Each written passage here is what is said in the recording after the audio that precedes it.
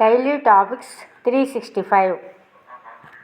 ABN channel Radhakrishna గారు ఎప్పుడు మాట్లాడినా జగన్మోహన్ రెడ్డి అన్న గురించే. జగన్ రెడ్డిని అణగదొక్కాలని, జగన్ రెడ్డి పార్టీని శాశ్వతంగా లేకుండా చేయాలని ఇంకా చాలా మాట్లాడతారు. ఎప్పుడు మాట్లాడినా చంద్రబాబు గారిని, నారా లోకేష్ గారిని భజన చేస్తూ ఉంటారు. వాళ్ళిద్దరైనా ఆంధ్రప్రదేశ్ని పరిపాలించేది. ఇంకెవరికి చేత కాదా? నిమ్మల రామానాయుడు అయితే జనాల్లోకి వెళ్ళలేరు. ఆయన నీకు 15, నీకు 36, నీకు 18,000 అని చెప్పి ఊరించి చెప్పి ఓట్లు వేయించుకున్నారు. ఆయన అన్ని అబద్ధాలు చెప్పి గెలిచారు. ఇప్పటికి కూడా తెలుగుదేశం నాయకులు మారలేదు.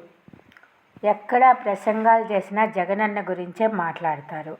జగన్ రాష్ట్రాన్ని విధ్వంసం చేశారు అని కూటమి వచ్చిన తర్వాతే అన్ని విధ్వంసాలు జరుగుతున్నాయి. అయితే జగనన్న పాలనలో ప్రజలందరూ సంతోషంగా ఉన్నారు. ప్రజలకు ఏమేమి కావాలో అన్నీ సమకూర్చారు. స్కూల్ పిల్లలకు కూడా అన్నీ అమర్చారు. ల్యాప్టాప్తో సహా.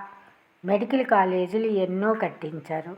పాఠశాలలు అయితే పాడుబడినవి కూడా కొత్తగా కట్టించారు.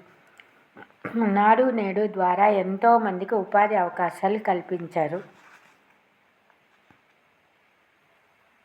నిరుద్యోగులకు ఉద్యోగాలు ఇచ్చారు. డాక్టర్లకు, నర్సులను ఇళ్ళకి పంపించి ఆరోగ్య సమస్యలు పరిష్కరించేలా చేశారు.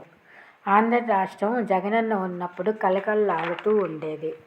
ఇప్పుడు కూటమి పాలనలో నాయకులు వాళ్ళని వాళ్ళే పొగుడుకుంటారు. ప్రజలకు ఏమీ చేయలేరు. డిప్యూటీ సీఎం పవన్ కళ్యాణ్ గారు ప్రజలకు చాలా చేయాలి అనుకుంటారు.